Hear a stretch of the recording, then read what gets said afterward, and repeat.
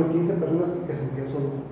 No. Porque todos estaban en la lucha por sobrevivir, ¿no? Por sobrevivir a la estancia, a la agonía de estar ahí. Y entonces yo no hablaba con nadie, ¿no? Y nadie quería hablar contigo tampoco. Cuando vas llegando nadie quiere hablarte, ¿no? Yo no quería hablar con nadie. Entonces me entré a un proceso como de introspección, ¿no? Meterme dentro de mí mismo y empezar a conocerme, ¿no? De cómo llegué hasta aquí, cómo te sientes, cómo vamos a salir de esta. Empecé a trabajar con mi cerebro y a apuntar en un cuaderno. Al principio en hojas sueltas, después ya me conseguí un cuaderno y empecé a apuntar mis pensamientos, lo que sentía, lo que anhelaba, lo que pensaba hacer si salía pronto de él. Y luego, cuando el tiempo fue pasando, me di cuenta de que dije, voy a guardar este cuaderno, voy a verlo en 3 o 4 años y voy a ver qué ha cambiado, ¿no? Y como tener un documento de cómo me sentía. Y bueno, siguió pasando el tiempo y empecé a ver a mis compañeros. Y empecé a ver cada vida era un personaje, era una historia. Y ya que estaba ahí, voy a empezar a generar historias y yo lo mismo, ¿no? Ahora sí que empezó un momento, un periodo de mi vida como coleccionista de vidas. Empecé a coleccionar las historias de mis compañeros, lo que me contaban o lo que yo veía, porque mucha gente no te cuenta. Y hay una regla no escrita ahí adentro, que es, si no te dicen, no preguntes, no te metes en broncas, ¿no? Entonces yo me sentaba con alguno y me platicaba su historia, porque también hay gente que quiere hablar y te platica.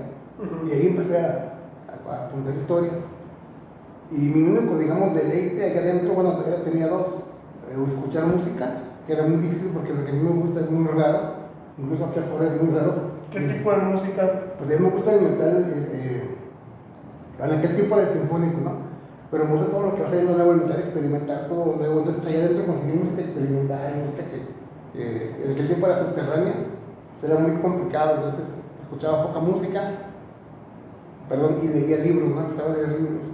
Entonces también empezó como un proceso de análisis. Decía, bueno, cuando leí un libro, decía, ¿qué estaba pensando el autor cuando lo escribió? ¿Cómo empecé a pensar? ¿Qué había a su alrededor? ¿Cuál era su imaginación, no?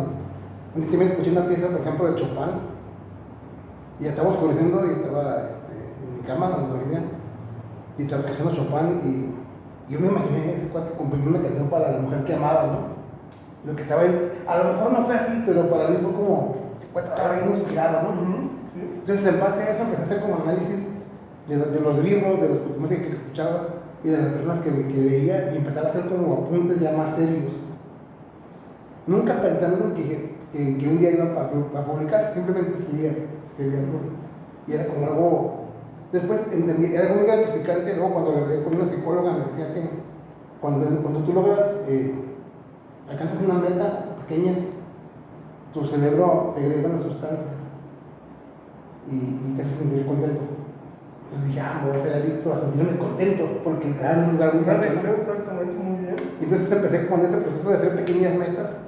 Voy a escribir un cuento de esto. Entonces, por ejemplo, cada fecha determinada que fuera especial para mí, por ejemplo, el 31 de octubre, que es mi cumpleaños, y ese día voy a hacer un cuento especial. El año nuevo siempre es un cuento que cerrará el año de cómo fue para mí el año, ¿no? Y así empecé a poner fechas especiales y cuentos y pequeñas metas alcanzables. Y entonces fue como muy grato. Hice como 11 o 12 cuadernos llenos de cuentos.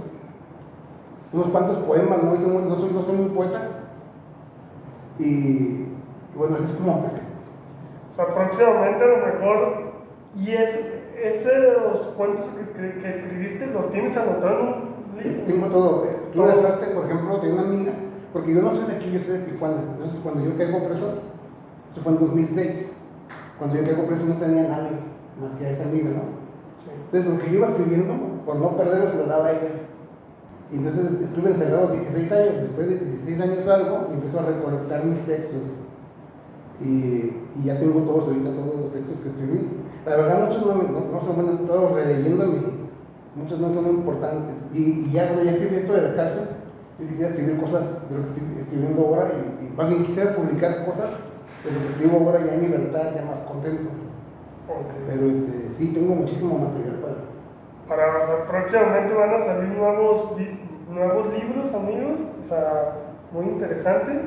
Que bueno, o sea, oye, sí es cierto, lo han dicho que cuando sientas mucho estrés, o sea, como agonía, escribe lo que sea escribe.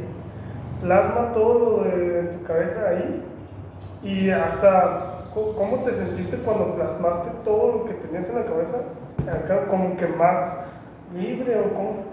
Sí, y aparte yo tengo una cosa, por ejemplo, a mí hablar a veces se me dificulta un poco expresar con palabras, con sonidos lo que pienso. Cuando escribo como que es mucho más fluido, ¿no? Y entonces de repente escribo algo y a veces ni siquiera me estoy dando cuenta con certeza que escribo hasta que lo termino y lo releo y digo, está muy interesante, ¿no? Porque a veces, o incluso cuando estoy escribiendo me voy dando cuenta como lo que realmente quiero decir, ¿no?